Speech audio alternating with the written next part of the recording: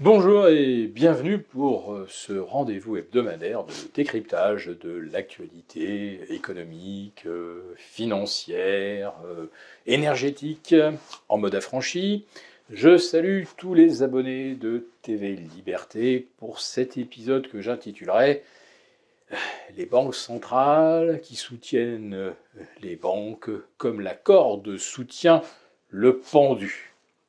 Ah oui, on leur doit vraiment une fière chandelle aux banques centrales d'avoir calmé euh, l'espèce d'incendie qui commençait à se répandre dans le sous-sol de Wall Street et des banques européennes. Heureusement, ça n'a pas gagné les étages car les banques centrales sont là aux États-Unis pour garantir hors et au-delà du cadre légal les dépôts des épargnants dans des banques régionales au-delà de la limite des 250 000 $.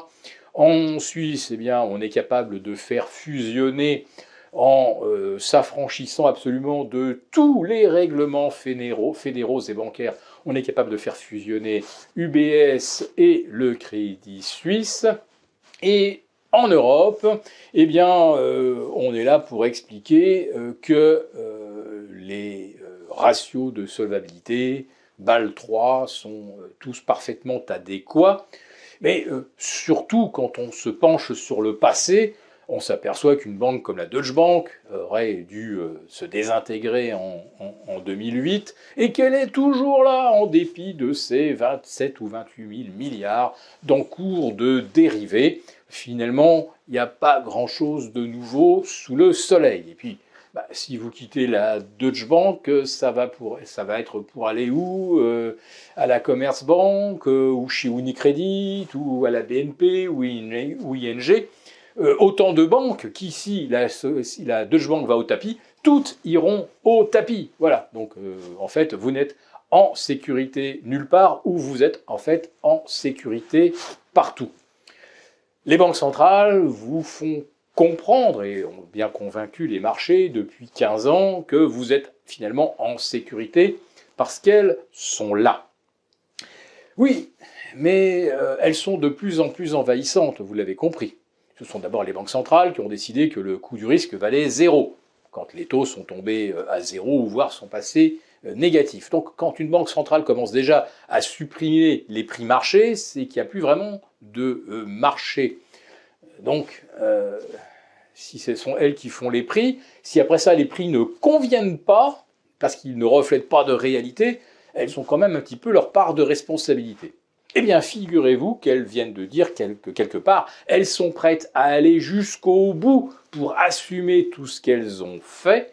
On a bien compris qu'en injectant de l'argent sorti de leur presse magique, on avait mis énormément de gaz dans la pièce. Autrement dit, on a permis le gonflement de toutes les bulles, à commencer par les bulles de crédit. Et c'est un peu ce genre de bulles qu'on craignait de voir exploser aux États-Unis avec SVB, Signature Bank, etc. Donc, elles sont prêtes à assumer d'avoir fait finalement plein de bêtises, de ne pas avoir combattu l'inflation quand il le fallait. Donc, jusqu'où doivent-elles assumer?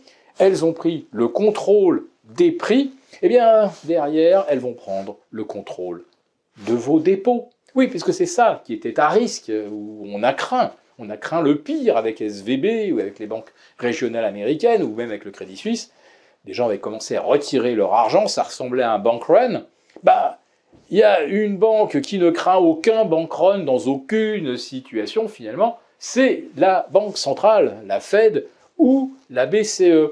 Et comment vous disent-elles qu'elles sont prêtes à assumer ce rôle d'acheteur en dernier ressort et quelles que soient les circonstances? Eh bien tout simplement en vous disant, on est en train de préparer les monnaies numériques.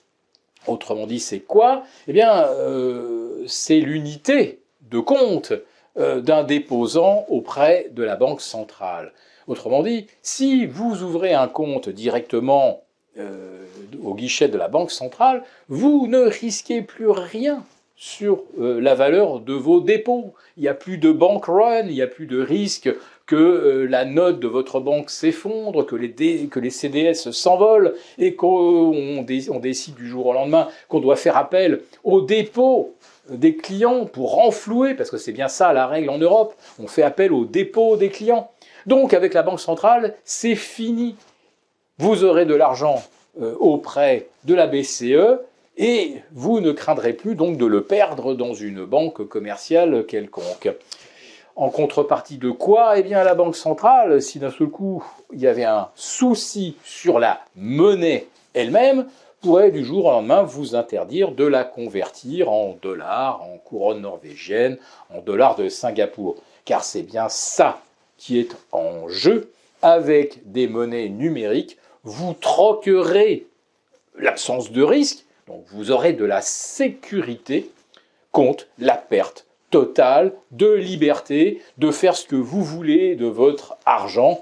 Et quand je dis que ne pas le convertir dans une autre devise, c'est qu'un exemple parmi d'autres. Vous pourriez ne plus pouvoir acheter ni de crypto, ni d'or, ni pouvoir éventuellement sponsoriser une association qui vous convient, parce que du jour au lendemain, on pourrait dire que cette association est contraire aux intérêts des nations, etc. Donc voilà, les banques centrales soutiennent nos banques comme la corde soutient le pendu. Demain, la banque universelle, ce sera la Banque centrale.